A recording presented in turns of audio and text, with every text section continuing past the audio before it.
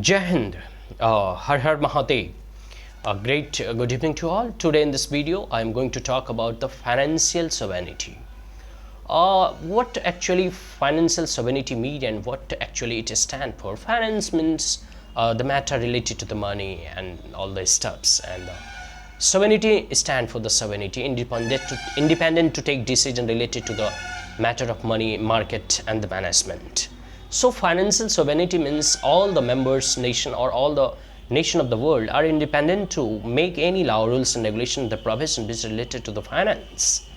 They are independent to take decision on the matter of the finance. That's why financial security is very necessary. Otherwise, you will not directly but indirectly, like in the neo-imperialism, the Western nation through the UNA and multilateral institution or the MNCs, they do not going to directly colonize you, but on the money trap, or you can also say that on the honey trap through the multinational institutions or through the loan. Bigger shark will going to eat the smaller fish. So this type of trap is very dangerous for the economy, especially for the smaller nation. So here we are going to talk about the financial sovereignty, and it is necessary because right now India and the BRICS nation were targeted by the specifically the United States of America, because the BRICS were now on the agenda or on working to reduce the influence or impact of the dollar. They were working, or they were in the progress to de-dollarization of the United States of America influence, or the dollar, or the specifically the currency, that is the dollar. So first of all the nations of the SCO or the BRICS, like the China, India, you can say that Brazil, South Africa, where start negotiating with each other that they will swap their own currency or own money and trade together or each other with their own currency, not in the form of dollars. So shifting to the national currency is very critical and important part of the financial sovereignty. Until and unless you do not become independent against the dollar, then you cannot become a financially independent or sovereign. So you have to shift the trade and the commerce apart from the dollar in your own national currency. So the point number one is very critical. Now the point number two is reducing reliance on the dollar.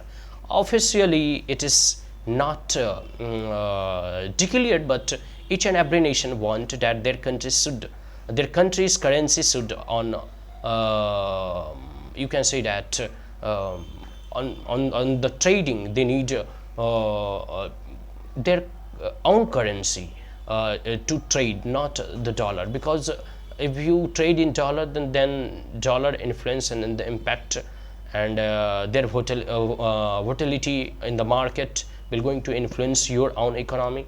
So all countries, specifically the BRICS and the SCO country, were demanding, they were so much concerned about the dollar, that if the dollar is continued to dominate the world market or trade, they will going to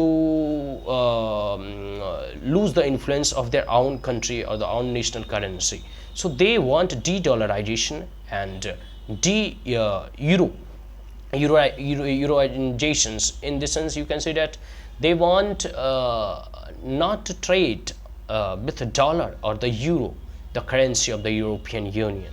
Along with this, they also want that the non-Western economic order should be created.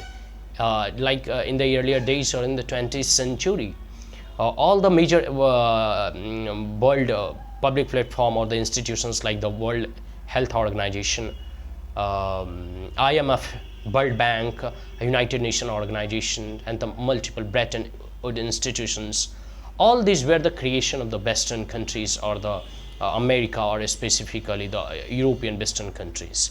So through these institutions, they want to dominate the world in the trade and the commerce. Now all the Southeast Asian country or the Asian countries or SCO countries or the BRICS nations want to reduce the impact of the Western multinational institutions or the organization, and they want to create a market, they want to create a trade base, they want to create a connectivity, they want to create a commerce instead of the influence of the Western. In the sense, instead you can also say that they want to create a world which is non-Western, Okay, in the field of trade and the commerce, and the RCI triangle is very important. Russia, India, and the China. Triangulateral meetings of the diplomatic ties were continue to revive, and from this SCO summit, now it resurfaced at the world stage, and the RIC, Russia, India, and the China.